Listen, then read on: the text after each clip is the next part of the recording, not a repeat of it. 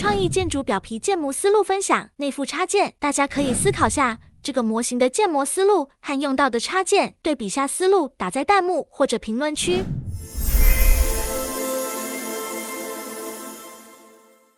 大家好，我是讨厌设计的 Mars， 今天呢给大家分享一期关于建筑表皮的制作过程啊，然后开始来今天的模型。今天的建模需要用到的一些插件的，像皮子助手、曲线方样，还有一个是贝兹曲线的被动技能啊，差不多就这几款插件。好，那我们开始今天的模型搭建。首先呢，我们先来建一个建筑的基础框架吧。啊，我就给它设置一个20米乘以一个15米的一个建筑体块吧。好，然后给它稍微往里面收一个域名，这个呢打成一个群组，这个给它拉一个3米的高度，一大一个群组。啊，这个可以给它删除掉。好，然后呢，这个呢就给它拉一个200吧，高度啊，200薄一点，再加100。好，然后差不多是这种形态的，然后我们就直接给它复制就好了。乘以6，大概的是这种形式。那现在的话呢，我们就开始对它进行去做布线了，就用大家最常用的直线就可以。先选好你的这种褶儿所在的位置，啊，我就大概画一下就可以了。好，然后大家感觉这个褶的位置，这个位置的话，大家自己可以适当做一下调整，把这个线条呢，我们给它下面的时候乘以6 ，OK， 啊，最下面一根可以不要了。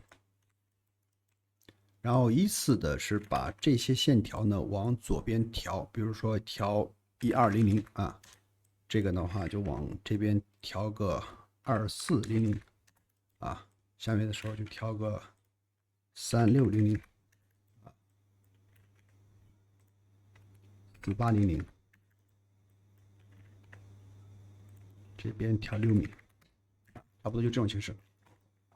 这种形式出来了以后呢，那我们现在的话就可以对线条呢进行去做优化啊。现在是直线，那我们要把它转成曲线，所以我们就要用到贝兹曲线的被动技能，叫细分样条曲线啊，就这个功能。那这样的话就可以变成一个弯曲的形态啊。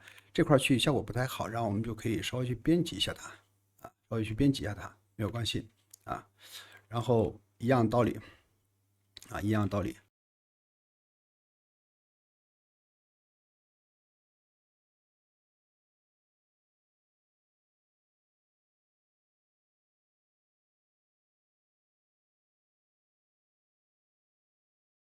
OK， 好，转换完了以后呢，这个时候的话，现在还不到方向的时候，要对它进行做一下细分，啊，也就是修改它的固定段数。我把它的固定段数全部改成120段，啊，然后一样的方式转化为120段，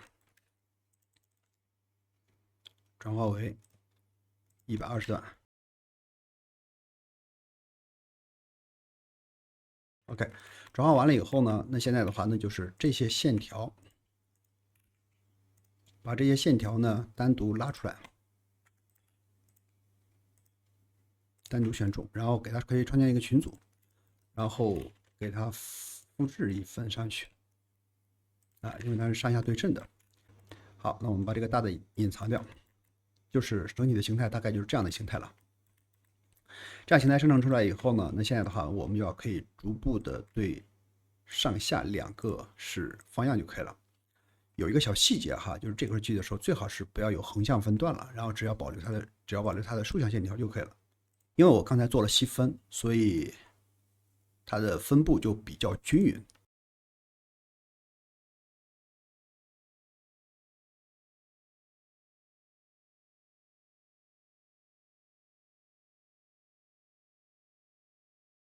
好，这样的话，我们就可以把整体的模型全部做到一起了，做出来了。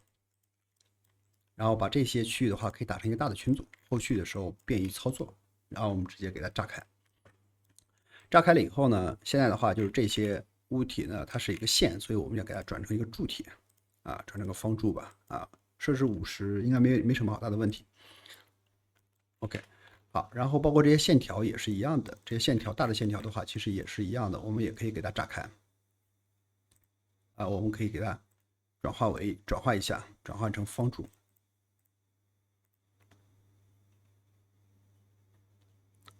OK， 转换成方柱，了以后，然后这样的话模型就 OK 了，能把我们隐藏的部分显示出来，这样的话整体的一个造型就被生成出来了。